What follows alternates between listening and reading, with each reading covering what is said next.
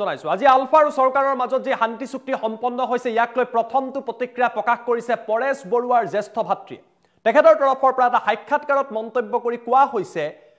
যে পৰেশ বৰুৱাৰ মন কঠিন নহয় বা পাথৰৰ দৰে নহয় কিন্তু লগতে তেওঁ উল্লেখ কৰিছে যে পৰেশ বৰুৱা শান্তি আলোচনালৈ আহিব নে নাহে তাক লৈ তেওঁ কেবাটাও কথা প্ৰকাশ কৰিছে আৰু লগতে কৈছে আলফা স্বাধীন আৰু আলোচনাপন্থী আলফা দুয়োটা গোটৰ লগত আলোচনা বা চুক্তি হোৱা হেতেনহে শান্তি প্ৰকৃতপক্ষে অসমলৈ আহিলেহেঁতেন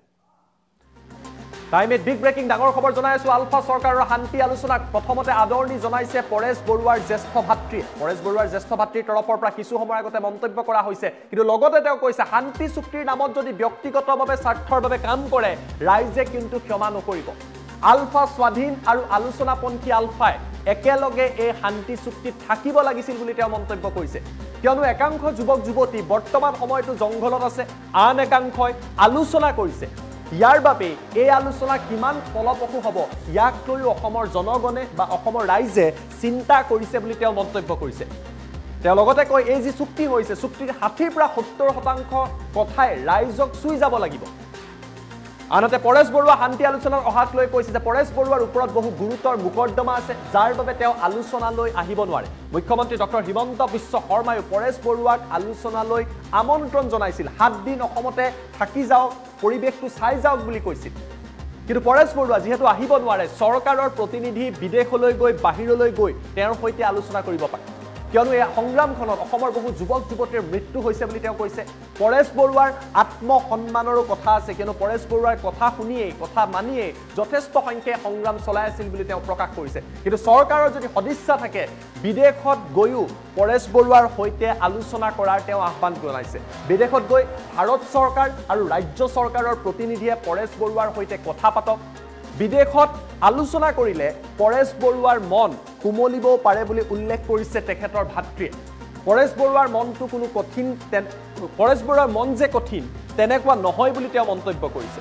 অসমৰ মানুহেও শান্তিত থাকিব বিচাৰে বুলি পৰেশ বৰুৱাৰ জ্যেষ্ঠ ভাতৃৰ তৰফৰ পৰা এই শান্তি চুক্তিক লৈ মন্তব্য কৰিছে তেখেতে কৈছে অশান্তি কৰিবলৈ কোনেও নিবিচাৰে এয়া প্ৰথম প্ৰতিক্ৰিয়া আহিছে সমগ্ৰ চুক্তিক লৈ পৰেশ বৰুৱা আহিবনে নাহে আলফা স্বাধীন আহিবনে নাহে তাক লৈ তেওঁ কৈছে যে আলফা স্বাধীন আৰু আলোচনাপন্থী আলফাক একেলগে কৰি আলোচনা কৰাহেঁতেন ভাল আছিল এই মন্তব্য কৰিছে পৰেশ বৰুৱাৰ জ্যেষ্ঠ ভাতৃ বিমল বৰুৱাৰ তৰফৰ পৰা কিছু সময় আগতে সংবাদ মাধ্যমত ডাঙৰ মন্তব্য কৰা হৈছে তেওঁ কৈছে যে শান্তি আলোচনাক তেওঁ প্ৰথমতে আদৰণি জনাইছে কিন্তু লগতে কৈছে কোনোবাই যদি ব্যক্তিগত স্বাৰ্থৰ বাবে এই শান্তি চুক্তিৰ নামত ব্যক্তিগত স্বাৰ্থ সিদ্ধি কৰে তেতিয়া কিন্তু অসমৰ জনগণে অসমৰ জনতাই অসমৰ ৰাইজে তেওঁলোকক ক্ষমা নকৰিব এই চুক্তিত আলফা স্বাধীন আৰু আলোচনাপন্থী আলফা একেলগে থাকিব লাগিছিল একাংশ যুৱক যুৱতী জংঘলত আছে আন একাংশই আলোচনা কৰিছে গতিকে স্বাভাৱিকতে অসমৰ জনতাৰ মনত প্ৰশ্ন আহিব যে আলোচনা কিমান দূৰ ফলপ্ৰসূ হ'ব ইয়াৰ লগতে পৰেশ বৰুৱা শান্তি চুক্তিলৈ আলোচনালৈ আহিবনে নাহে তাক লৈ তেওঁ কেইবাটাও ডাঙৰ মন্তব্য কৰিছে টাইম এটৰ আগত কৰা এই এক্সক্লুচিভ মন্তব্য এই মুহূৰ্তত আপোনালোকক দেখুৱাই ল'বলৈ চেষ্টা কৰিছো য'ত পৰেশ বৰুৱা শান্তি চুক্তিলৈ অহাক লৈ তেওঁ কেইবাটাও তাৎপৰ্যপূৰ্ণ মন্তব্য প্ৰকাশ কৰিছে চেনেলত মই এই কথাটো প্ৰায় টক শ্ব'টো গোটেইখিনি যিবিলাক ব্যক্তি আছে তেখেতসকলৰ এই যিটো শান্তি চুক্তিৰ ওপৰত বহুতখিনি নিজৰ বক্তব্য দাঙি ধৰিছে ঠিক তেনেদৰে আমিও তেওঁলোকে যি ধৰণে আগবাঢ়িছে আমিতো বাৰু ঠিক আছে যিটো খিলঞ্জীয়াৰ স্বাৰ্থ হকে তেওঁলোকে কামখিনি হয় আমি ৱেলকাম কৰিছোঁ যদি শান্তি চুক্তিৰ নামত যদি তেওঁলোকে গৈ কিবা ৰাজনৈতিক মুনাফা কিছুমানে নিজৰ ব্যক্তি স্বাৰ্থৰ কাৰণে যদি কিবা এটা কৰে তেতিয়াহ'লে ৰাইজে তেওঁলোকক এইটো ক্ষমা নকৰে সেইটো খাটাং কিয়নো ইমান দীৰ্ঘ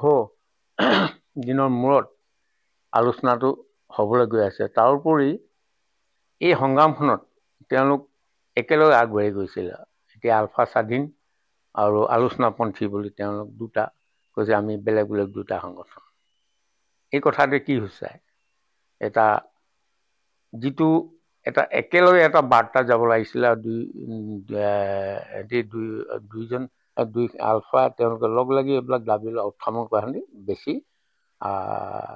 অসমৰ খিলঞ্জীয়া ৰাইজৰ কাৰণে মংগলদায়ক হ'ল কিন্তু এইখিনি যুৱক যুৱতী তেওঁলোকে জংঘলত আছে তেওঁলোকে ইয়াত তেওঁলোকে আলোচনা কৰিবলৈ গৈছে তেনেহ'লে কিমান দূৰ এইটো ফলপ্ৰসূ হ'ব অসমৰ ৰাইজে এইটো চিন্তা কৰিছে এতিয়া ঠিক এই 5টা বজাত তেওঁলোক চুক্তি স্বাক্ষৰ হ'ব বুলি কৈছে তাৰপিছত সেই স্বাক্ষৰ কি আছে খচৰাখন প্ৰস্তুত কৰোঁতে বা সাধাৰণ ৰাইজে নাজানে এতিয়া হৈ যোৱাৰ পিছত তেতিয়া তেওঁলোকে কেনেধৰণে কৰে আৰু ভাল হ'লে ভালে যদি বেয়া হয় যে তেওঁলোকৰ মনোপুত ৰাইজৰ যদি 60% বা 70% তেওঁলোকে চুই যাব নোৱাৰে তেতিয়াহ'লে একো লাভ নাই যিখিনি চৰকাৰে কৰিলে বা যিকে দেখুৱাই দিব আমি ডেভেলপ কৰি আছোঁ এইটো আপোনাৰ কি দিব লাগে তেনেকুৱা যদি কথা আহি পৰে তেনেহ'লে একোৱেই নহ'ব তেওঁলোকে আকৌ খালী হাতে ঘূৰি আহিব লাগে নহয় মই বাৰে তেখেতক মই পৰৱৰ্তী তাৰমানে মোৰ ভাতৃ হ'লেও তেখেতক মই আজৰি আহ্বান জনাইছোঁ যে যিটো এতিয়া ইয়াত আলোচনা কৰিবলৈ আহিলেও তেওঁ আলোচনা কৰিব নোৱাৰে তেওঁৰ ওপৰত গুৰুত্ব যিবিলাক মোকদমা কেছ এইবিলাক আছে সেইটো কোনো পধ্যেই আহিব নোৱাৰে এতিয়া নিজেওতো চব আমাৰ অসমৰ মাননীয় মুখ্যমন্ত্ৰী ডক্টৰ হিমন্ত বিশ্ব শৰ্মা ডাঙৰীয়াই তেখেতক আহ্বান জনাইছিলে 7 দিনৰ কাৰণে বা এমাহৰ কাৰণে আহি পৰিস্থিতি চাই মেলি তেওঁ যদি মনে প্ৰাণে যদি ধৰে আলোচনা কৰিবলৈ তেওঁলোকে কৰক বোলে কিন্তু ক'লে বুলি নহ'ব ইয়াতো বহুতো কথা আছে আহি যোৱাৰ লগে লগে তেওঁৰ ওপৰত কি লগায় হয়তো ঠিক গঁৰালত সোমাই দিব তাৰপিছত একোৱে কৰিব নোৱাৰে এতিয়া বাহিৰত থকাৰ কাৰণে তেওঁ কৈ আছে বা ঠিক আছে সাৰ্বভৌমতাৰ কথা কৈ আছে এটা হেৰি নিজৰ খুঁটিত তেওঁ লৰচৰ হোৱা নাই আমি ভাবোঁ তেওঁ যদি ইয়াত আহিব নাই বাহিৰতো গৈ বিদেশতো গৈ তেওঁলোক আমাৰ চৰকাৰ প্ৰতিনিধি কেন্দ্ৰ চৰকাৰে হওক বা ষ্টেট গভৰ্ণমেণ্টে আমাৰ ৰাজ্য চৰকাৰখনৰ প্ৰতিনিধি লগ লাগি কথা পাতক তেওঁলোকক সাৰ্বভৌমত্বটো কিয় কাৰণে দিব নাই কিয় কি বিষয়সমূহ কথা পাতিব পাৰে সেইবিলাক কওক নেলাগে পঞ্চায়তে কৰি পেলাই মানে এইটো এটা লেংথি প্ৰচেছ কৰি পিনি আলোচনা প্ৰক্ৰিয়া নাইকিয়া কৰি দিছে লাহে লাহে কথা সেইটোৱে হৈছে এতিয়া অসমৰ ৰাইজেতো সেইটো বিচাৰে ইমানবিলাক যুৱক যুৱতী তেওঁলোক শ্বহীদ হৈ গ'ল হৈ যোৱাৰ পিছত আৰু তেওঁ কেনেকৈ এটা হেৰি ল'ব নিজৰ এটা আত্মসন্মান আছে দায়বদ্ধতা আছে ইমান তেগাল যুৱক যুৱতী মৰি গ'ল শ্বহীদ হৈ গ'ল প্ৰত্যেকৰ ঘৰে ঘৰে